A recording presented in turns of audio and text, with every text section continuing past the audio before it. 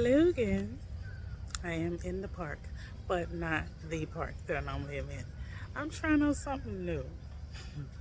This park is also quite lovely, but I find that if you really want to come sit with me and learn some things, there are easy ways to reach out to me. You can talk to me in the comments if you want to do that. But I do enjoy the peaceful respite of sitting here. It's not on a non-bothering kind of thing. It's more of a, I think this is enough. I think it is prudent for me at this time to tell you there are times I give too much of myself. I have given too much of myself. And when I say too much, that cup can be full when I walk out the door and be on E when I walk back in my door. And I need to find a way to balance that out better for myself. I recommend it highly. And one of those things is being aware. Now, I may adjust and move things around, but one of those things is finding a way to keep some in your cup for you.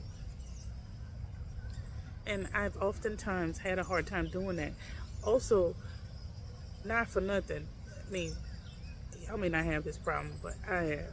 When my cup starts to become empty, I become a little bit toxic to myself and others. And by that I mean, like, once I'm exhausted beyond what I should be, and when I say should, I mean, I know damn well I was tired before that next conversation or that next interaction. Instead of going taking myself a respite or a peace, I'll go ahead and interact anyway, thinking I'm helping somebody else. But it's okay to help others, but first you got to put you first. And that's something I'm still learning to do and learning to perfect and learning to master for myself.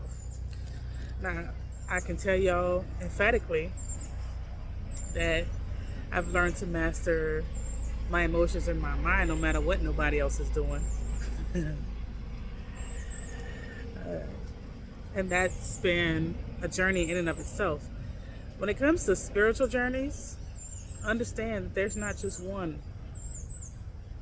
You could be just on one, and it has been my experience thus far for myself and others. There's more than one journey that you're walking. There's more than one trail that you're cleaning up. That's what I imagine.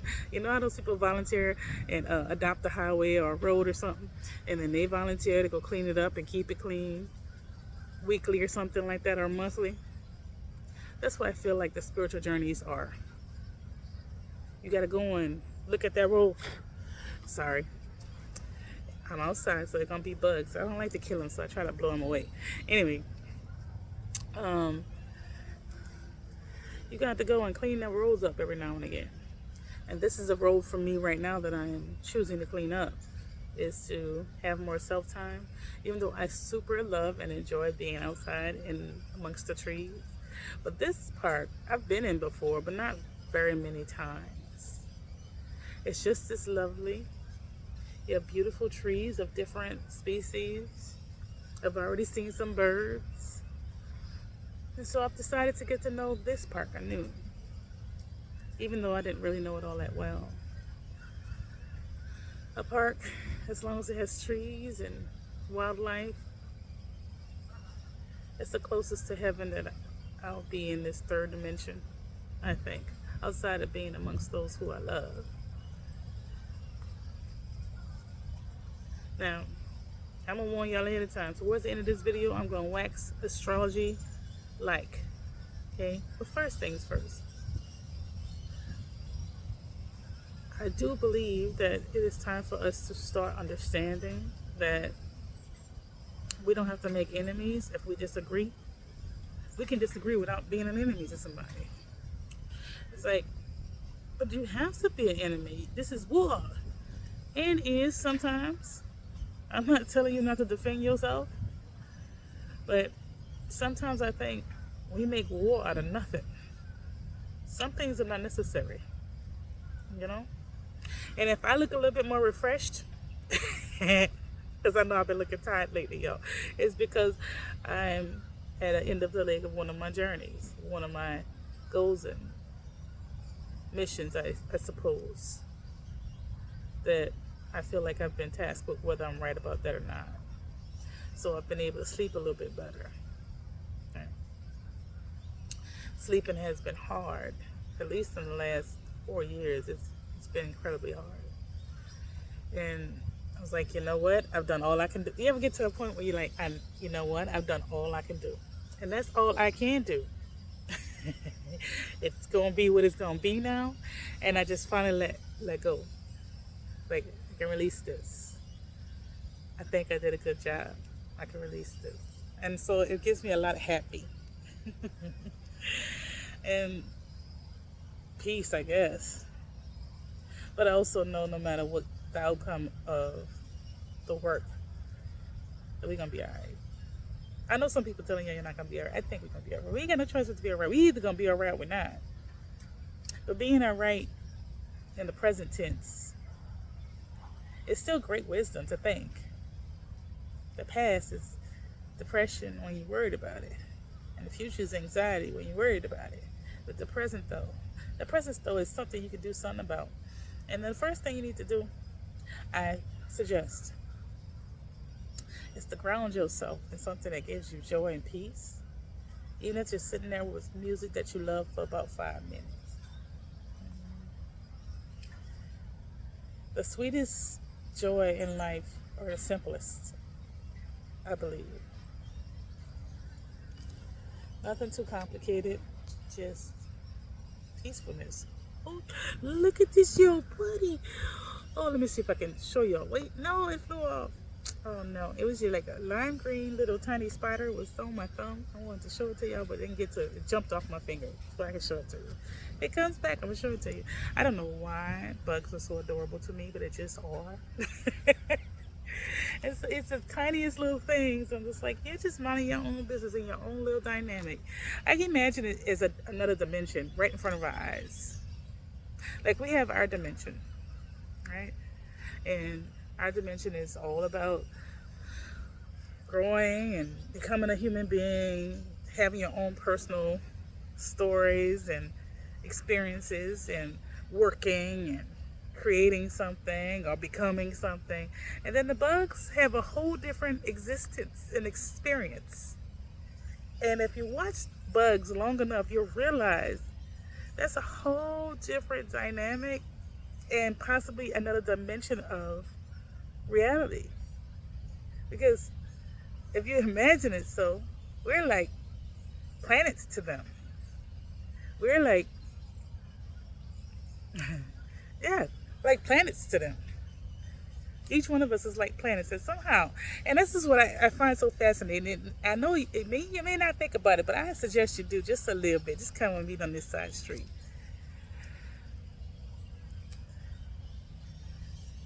If we think about human beings, whenever we see something bigger than us, something that we don't understand, a lot of times we're afraid of it, or revere it, or we somehow worship it, or do whether good or bad acts in its name, or all kinds of such things. Now we can't imagine, like I guess we couldn't imagine the communications of tiny bugs amongst themselves. But I honestly think that they're braver than us, and stronger than us, and wiser than us. Here's why. See, all those things are just names that are human constructs. I've never seen a bug do anything that seemed like it was worshiping humans. They just mind their business and go about living their lives and doing the best they can to live the best life they can and eat and provide for themselves and potentially their mates and families. And that's it. And if one of us planets get in the way, they bite us or they sting us or something. Unless you're a pill bug. Pill bugs are the cutest bugs in my opinion. They're just so cute. And they just roll up. Little mini armadillos. Anyway. But even though in that simplicity there's wisdom.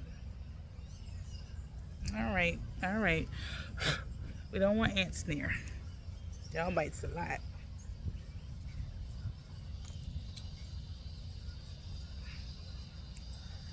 Look at this guy. Hold on. You see that guy? He's been visiting with me off and on this whole time, acting like he minded his business now. But watch he come back. You always turn around and look. It don't bother me none.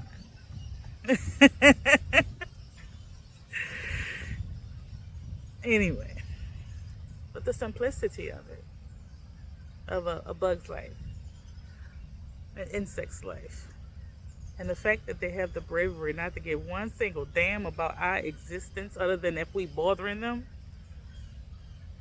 It's not about the size that makes one mighty. At least in my assessment. But, child. Look a little deeper, you'll see. That has more than one meaning. At least I hope you understood. Anyway. As much as I'd like to think, and this is about to get real serious. Sorry if you think this is just about a fun day. It is a fun day, though. I like to impress upon loved ones, friends, families, and those who may not know me, and I may not know you, but I still consider you the same. That I still see the world as something that is to be consumed, including people. And to know if you see it that way, there's some part that feels like whoever governs our planet in different areas. And when I say areas, I mean landmass. I still just think it's a ridiculous construct to have people claiming to own Earth in any way. But I mean, this Earth school / prison don't do no favors to those who don't feel that way all the time. And by that I mean, if you see the world as a free place that should be traveled freely as long as everybody behaving themselves, and it doesn't belong to any one man or nation, sometimes living is a little bit challenging.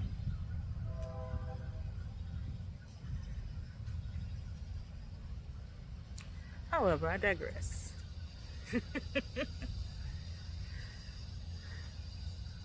I think the hardest part about the debate between Kamala and Trump, and y'all know I don't say those names lightly. I've decided not to use those names in anything that I write or that I say. Up until now, for a reason. Several of them. And one of which is understand, trust, and know. You give life, even in dissent, to those you disagree with or an argument with, unless you're in a philosophical debate with that person specifically. And that intellectual debate is not about tearing each other down, but about exchange of ideas. Then you give that person power. And I have no intention of giving anyone power through my voice. There's enough folks out there doing that. And I feel like if there's enough folks out there doing that, then I could just talk about what feels right and what feels wrong to me. And overall, the construct dictates that we must have somebody at the helm, right? And that notwithstanding, I'm still going to say what I got to say real quick about all of it. One, it is hard to say. It is hard to say one way or the other who should be where, when, and how. All I just know is, one, here are the issues that matter to me and those who I have a kinship with. One, there should be free discourse to be able to speak freely and walk about the cabinet freely, as long as you're not breaking no laws that apply to everyone. And that's very crucial. As much as I appreciate all the pardons that have come down for those who have been convicted of possessing or selling marijuana, I still feel some type of way about the fact that these people who are now exonerated are not compensated for all the time they spend in prison, especially once the first state in our union started to freely sell marijuana,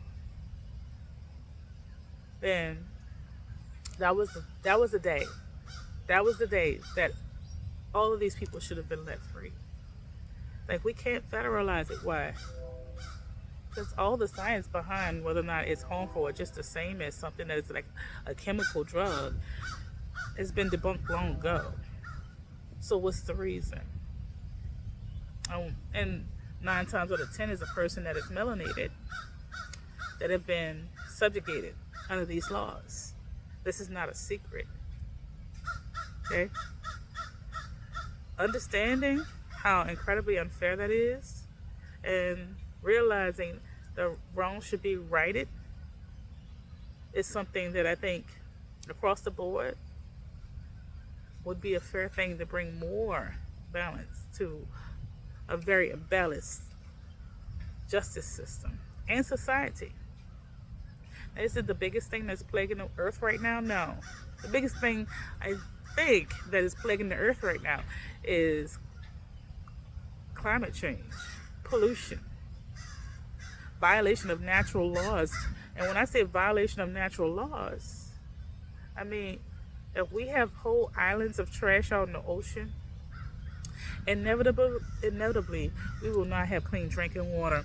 We'll have drinking water, but I don't mean everybody gonna be able to drink that without having some kind of illness.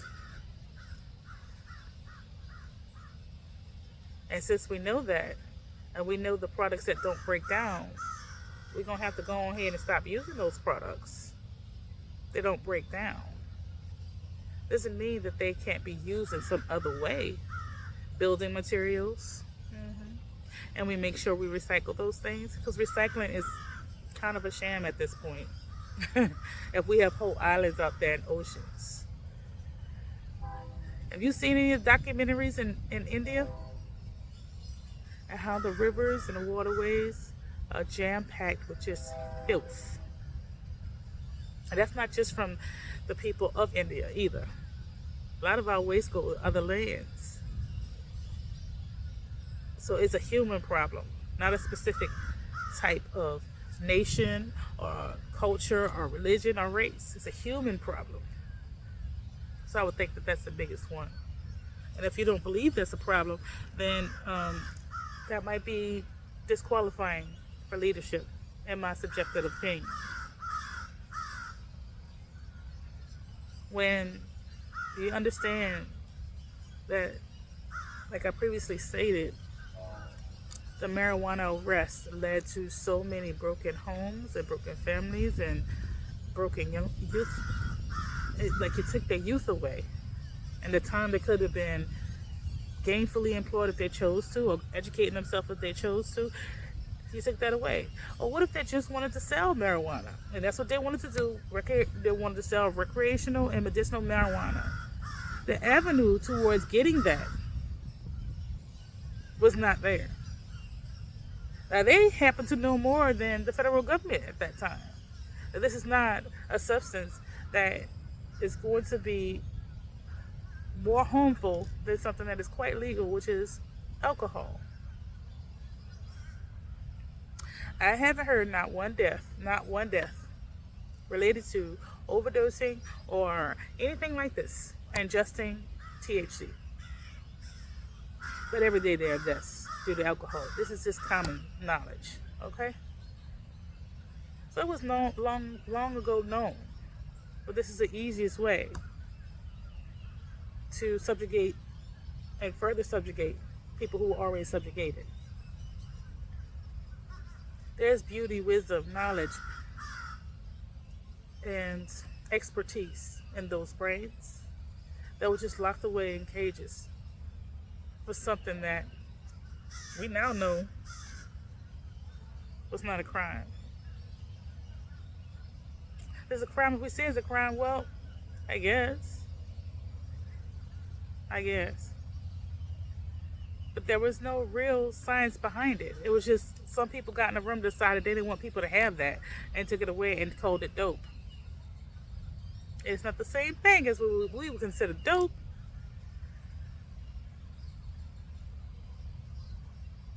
Those people should be compensated. No, we can't afford that. Well, listen, I don't imagine to know how all government monies work.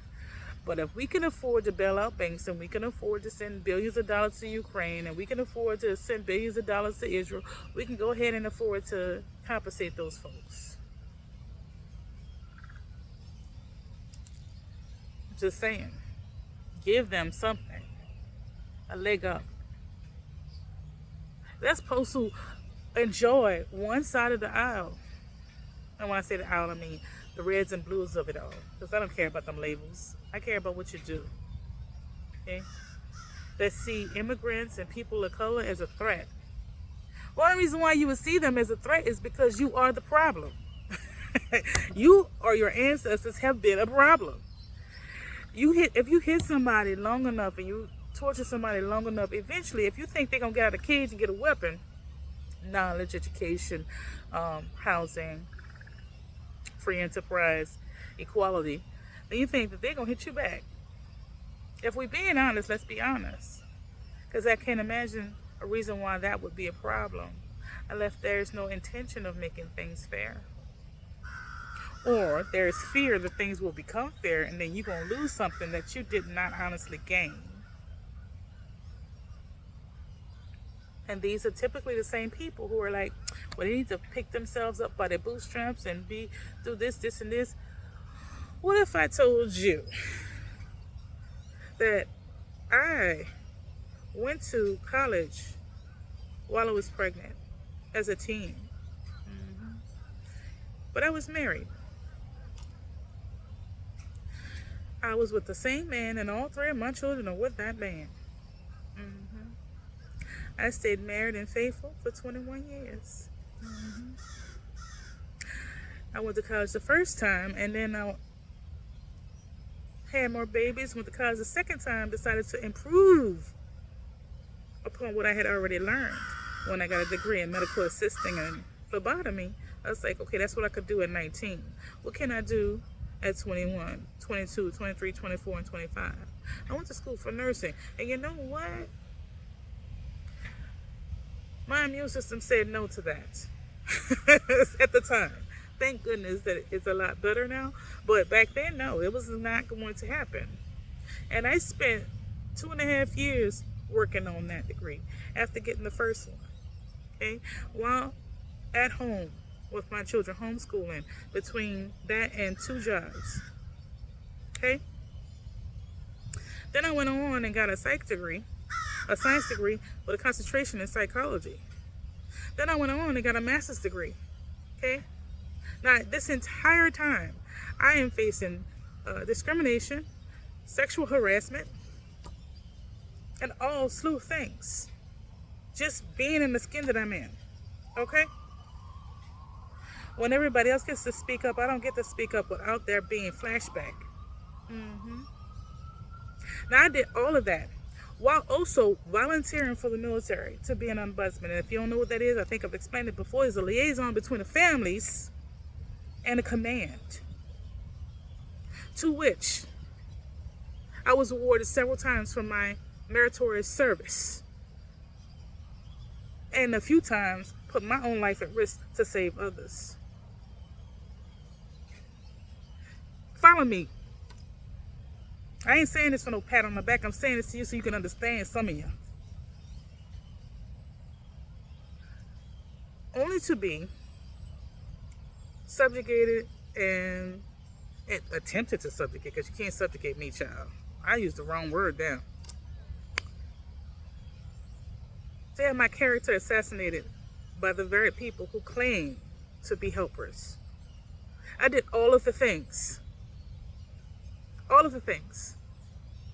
Here I sit. And I had to battle to keep my name good. And once I won that battle, I dropped the ball because I didn't want to fight no more. And I have a lot of fight in me, honey. I'm a warrior. It took a lot for me to get to that space of saying, I don't want to be bothered. But the fact that I did all that and all of the so-called right things and still dealt with systemic injustice, I can only imagine what some of these babies had to deal with. So in our current system, no, it is not fair. It is not just. And in order for you to sit there and say that immigrants and people that are melanated are not working hard enough and therefore don't deserve the same privileges that we do, and so we should fight to keep our privilege the same, first things first, let's give us a fair system and then we can talk. Give us a fair system. Give us a fair shake. And then, if then there be ruinous behavior, then let's talk. And I'm talking about from a sorry, give me a moment. Mercury is starting to Mercury. Statistical analysis has been performed. That means the majority of melanated folks who've been given a fair shake and a fair opportunity ruined it for themselves, and there is evidence of this, then cool. Then we can talk about that. But until then, a lot of folks decrying these things, fairness, justice, immigration, are people who know damn well they've been cheating the game. And the game is called life, and the one that we live in. I think it is prudent for us to start considering these things. And I know many have. But changing hearts and minds at this point is not necessarily the goal of what I'm doing here. My hope is to get you to think. Mostly for yourselves. But some people don't. It's that they don't know how. They fear doing it. I had a friend who I went to initially when I first started doing this work. Well, not first started, when I ramped up doing this work, because I've been doing this work since I was very young, but more officially at around 2014, 2015 mark. And the goal in mind wasn't to have any particular outcome initially, but eventually I realized what outcomes that need to happen over time in order for us to change things and to have more balance and fairness in our society and our systemic justice system. Okay? But I came to her and I was like, I just need your help. And she wasn't the only one. Now, granted, I am grateful that so many others took up the mantle and said, yes, whatever I can do to help, I'll help. And sometimes that's just being a decent, kind, and just person without deviation. In other words, no matter what happens, you don't deviate from the path you're on. Be solid to yourself, be solid for others. And sometimes that is the greatest gift in this society.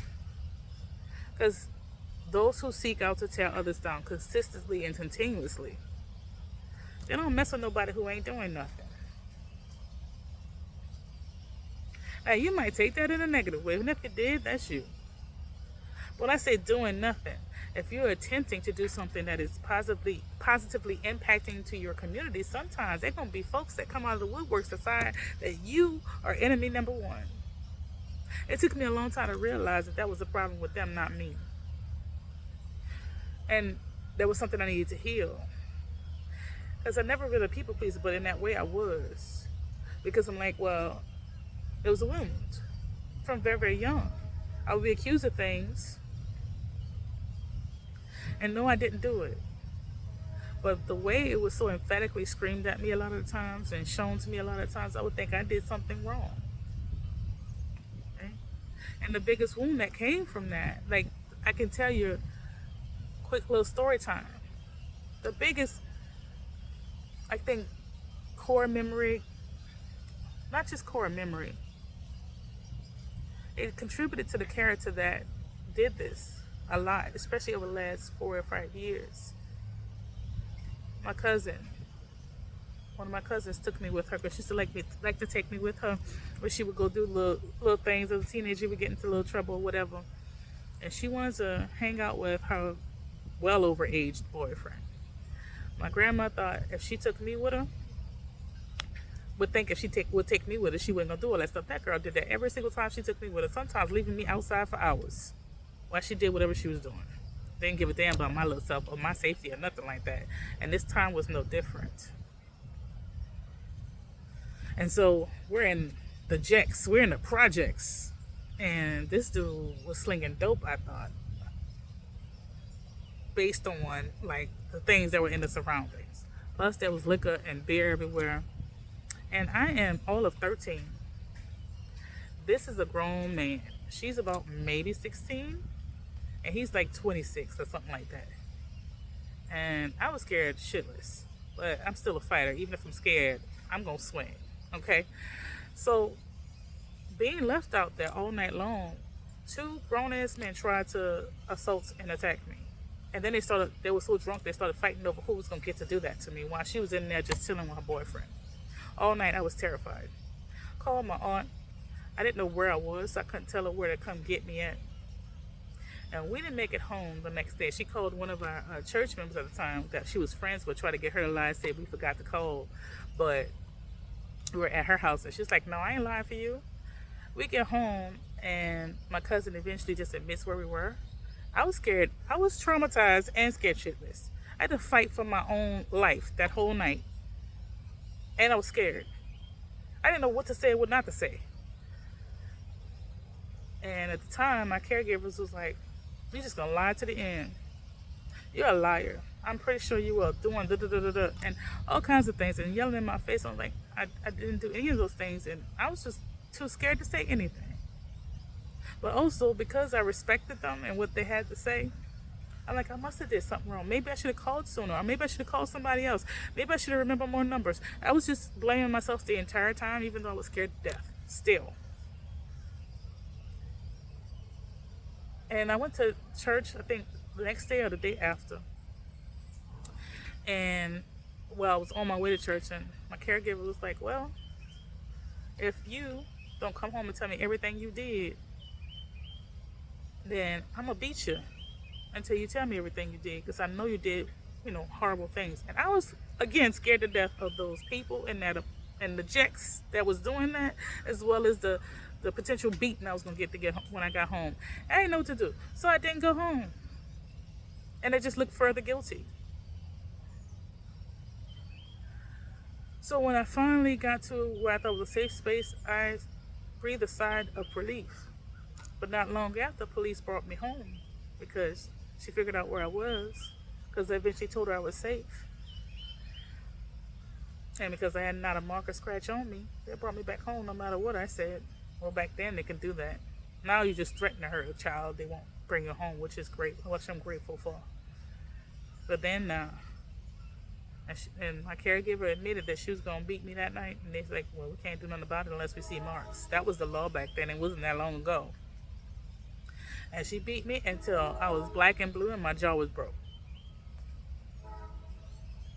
And after that, I really thought I had done something to deserve all of that. And that has stayed with me. It's one of the biggest reasons why I kept thinking, when these people were accusing me of doing all kinds of things and attacking me, especially over the last 5 years, that I must have done something to make them feel that way. And I kept doing shadow work on me to figure out why I was doing things to hurt them. And I couldn't figure out what it was. So now I know. But it took me a long time to get there. Excuse me. It took me a long time to get there. And those things sometimes don't go anywhere other than in your behavior, in your actions, and how you behave in society. And this, there you go. See, I told you. Hold on. Look at you coming back. Squirrel.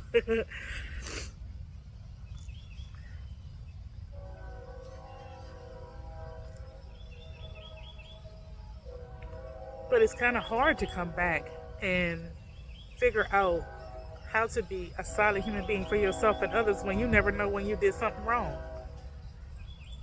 Especially when there's folks channeling energy to you, into you, saying, you must have done something wrong, and I'm going to hurt you because you did do something wrong when you're trying to figure it out. And as long as everybody that perceives and sees ugliness, wrongness, meanness, hatefulness, thievery, criminals, thugs, and people that they're been constantly signaled and constantly telegraphed are the enemy, and they choose not to think for themselves, it will be a problem. But it's kind of hard pressed to come out on the other side and say, you know what, I really want to be a gainfully employed member of society after something like that. That little mini snippet of a story hopefully illuminated to you how quickly and easily subjugation of the mind can happen to a person. And I imagine it happening to an entire community or entire communities. Like, oh, you guys loot, rob, and steal and sell drugs. Well, what other option did they have? I've recently told y'all, I moved into an area where there's a lot of people who have wealth. No, don't get it twisted. I ain't got all that. I got a little bit of something just for me, but it's enough for me, and I have enough, and I have all I need, but that's it. Don't get it twisted. I just happen to be here. But you know, even with money in the bank, even with speaking the king's tongue as opposed to using my usual everyday dialect. This is my usual everyday dialect, honestly. But you put your professional persona on when you're trying to do some, speak business. And I'm perfectly capable and able to do that. I didn't come with anything other than my professional persona. That means I dressed professionally. I conducted myself professionally. Clearly, the background check came back clean. And when I tell you, I was not disapproved, but they found ways to push me away. Still, it's 2024. There's literally real estate agents that gave me one price and then told me another, or told me something was advertised as available when I got there, put the application fee in which they never refunded me. 2 days later told me it was no longer available. A week later I found out that place was still available. They just didn't want me in there. That still happens. And this is a city that is majority melanated. See, as long as stuff like that's still happening, nobody should be fixing their face to say the problem is melanated people and immigrants as it pertains to crime and lack of resources. Okay? I'll be the first to tell you, I have to figure it out over and over and over and over again in this life to make it. I am now a grandmother and I still have to do that. You might say, well, what if you're a young grandmother? You are melanated. Now, have you thought that thought? As much as I would like to give you the finger, I'm not going to on camera because I know they're going to, mute this. But no. I've been blessed with good genetics. My youngest child is 23. Okay? Okay. And that's not the one with the baby. But the point I'm making is, if you think that it's going to be easy or quick to fix the system, or if people would just pull themselves up by their bootstraps, then you might be part of the problem in the way that you think. Consider this. Or if you think keeping melanated people out of your neighborhoods is going to keep it clean, maybe you might be right about that, considering all many know is the things that were left that were torn apart by you or your ancestors. Like what we don't want no more, like a hand-me-down neighborhood. Or every now and again, and this is the justification of it all, some go back and say, we're going to clean this mug up, but we're going to price everybody who were born and raised in this neighborhood out so we can have it back because we didn't outgrow the neighborhood that we just stole from somebody else. Like,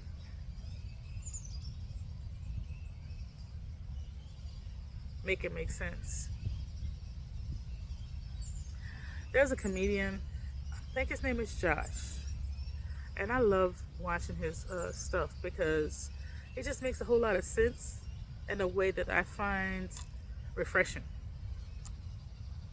And it was last night or either this morning, I can't remember which. He was talking about churches could end homelessness. And the way that he explained it, I think applies to so many different things. And he told a story about himself, but the point was like churches should be uncomfortable sometimes. We should be sitting arm in arm with someone who might smell a little bit or who might be dealing with some emotional difficulties. If churches were really doing the work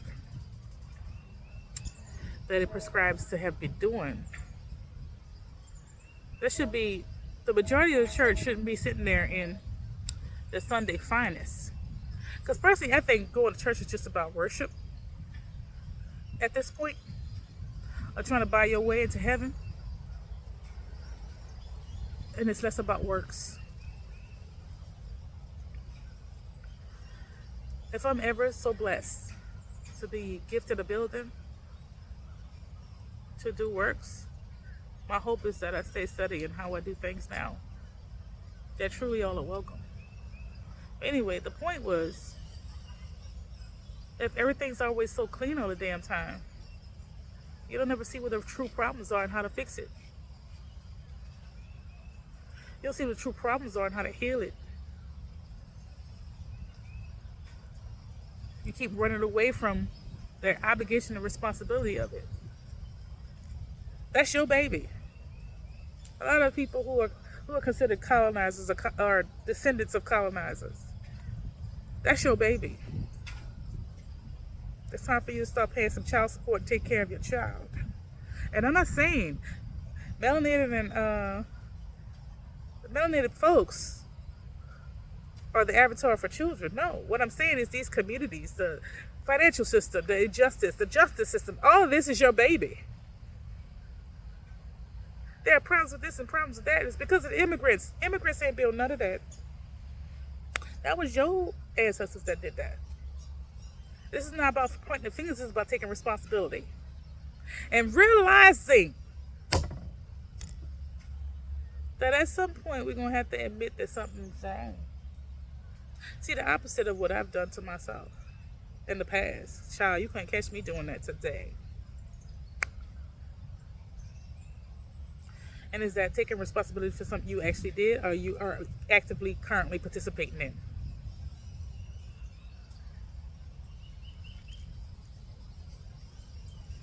You want to know how you actively currently participating in it? When somebody tells you something ugly or nasty about immigrants that you didn't personally witness and you believe and think it's funny and you spread it along because it makes you feel superior, you're part of the problem.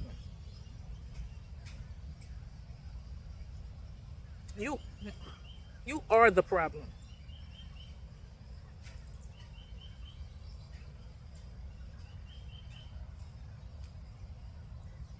So too, I told you I got personal stories for days, but my goal here is not to hurt anybody. I tell you my stories without giving nobody a name. And I think that's, for me, keeps my soul at peace. Because I don't believe in loving somebody and then suddenly not loving them because of something they did.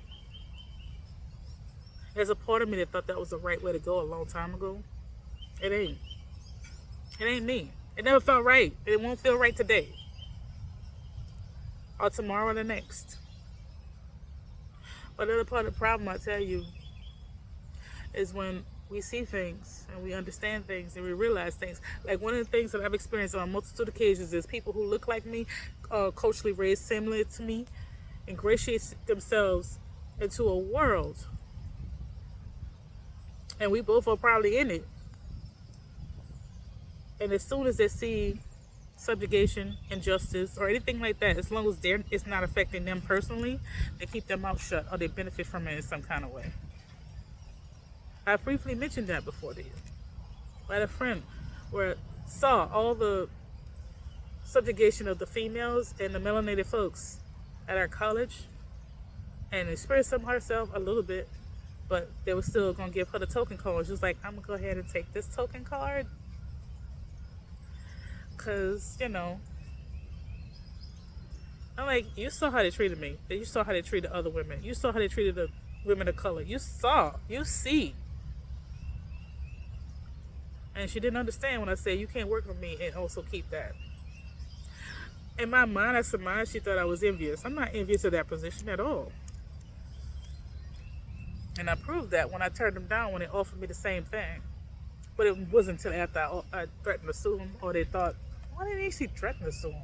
I was talking to a lawyer, somehow they found out. We can't even get lawyers without them talking. You understand? Like the lawyer I had, I suspect, he's the one who told them and gave them the heads up. And suddenly they were offering me all the things that I had already earned. You can't offer me something I earned and not admit what you did. All I wanted is them to admit what they did before they offered it, and then admit what they did to others, and then offer it to others. See, I wasn't going to take that. That's the difference. I wasn't going to take that. Not without you giving it to the people that you already took it from. See, that's how that works. And that's one of the things I think is also a problem. No, it is not easy keeping for people who may appear sometimes as though they don't want nothing. Because not all of them are like that. Every community has its spots. But also, it's not easy keeping for people you know a system is automatically going to be against. Oh no, fire ant. Excuse me. It's not easy. But do it anyway. If you got the energy, the know-how, the skill, do it anyway. It's not easy to change your mind if you've been told for several generations that melanated folks and immigrants are the problem, without also being educated about how your ancestors made a lot of those problems. Or if you were educated about that, if you think for a moment, that that's what, quote unquote, God deemed you to have, maybe so. None of us can go up there and ask God. But I tell you what, I'm not an animal. My sisters and brothers are not animals. We're not here to be subjugated and toil in the fields for anybody. I think one of the best integrations, the best things that happen to humanity is integration. Because where one sees strength, another sees weakness, but all of our weaknesses and our strengths can be combined to solidify some kind of balance. Because unfortunately it's true that some human beings cannot see past their skin or past another person's skin. I've talked about it last video, which none of y'all watched yet. Whatever. Well, no, some of y'all watched. But that's not going to stop or start my show. Anyway. There are people who see the injustice, who experience the injustice on a regular basis. And they have come to a space, especially more recently, because blackness has become way more popular at this time than any time in human history. So they want to mingle. They want to become our friend now. But if you're still benefiting from the things that caused you to be on the outside in the first place, you might want to take a look at that in some kind of way. Take a look at it. Really examine how you behave when, for example, I'm not in the room, or someone who looks like me or has melanated skin or is an immigrant not in the room. Character is what you do when we're not around, sis and bruvs. And sometimes, believe it or not, we can read it right on your face, even when you're trying to be our friend. Grace and mercy is not weakness. It is wisdom. I know that some folks who are melanated, they have every right to feel the way they feel. That we should not have grace, neither grace nor mercy at this point, after everything. But there is strength in both grace and mercy. There's a trifecta of what I consider to be God energy. And you don't have to consider this. It's just my understanding based on years of wisdom, knowledge, and education. Kindness, grace, and mercy.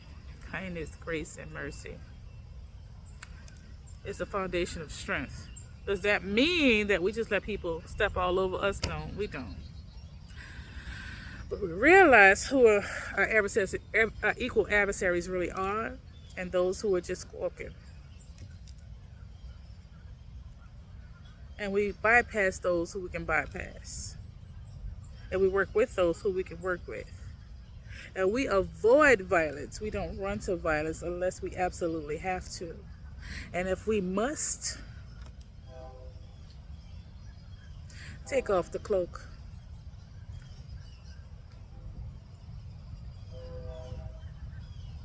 And when I say the cloak, I mean the part of you that says is hesitant. Do not hesitate. Make it quick and swift. That's also grace, mercy, and kindness. We're not cats. We're not going to play with the mouse and play with our food. Not literally, because we're not cannibalizing nobody. But make it quick and make it swift. And then we don't showboat after the fact. We just do what we got to do. Now, I ain't going to lie to y'all. Tomorrow, I'm finna be the hypocrite about that particular last point. Because it's a lot of work. A lot of work. And a lot of stuff, a lot of crap, a lot of shit I had to eat over the last decade to even get to where we are right now. And it's one thing to eat shit and see the credits roll and see your name. It's another thing to eat shit and not get credit for a damn thing. That's a whole different kind of animal that you gotta eat. It's like eating a rat from a subway sewer. I think that's why a lot of the times I couldn't find joy in the work that I do outside of seeing my clients. It's like the ego was still wounded. But a lot of things I've already shared with you all in my stories. It's like, damn it, if I'm gonna go through all this, then I have to have some kind of benefit from it, even if it's just getting credit for the work that I do. But sometimes that ain't always the case. And sometimes, honestly, if I have gotten credit for everything that I've done up to now, I wouldn't be able to work the way I work. Y'all gonna calm down. Come on now. Being rude.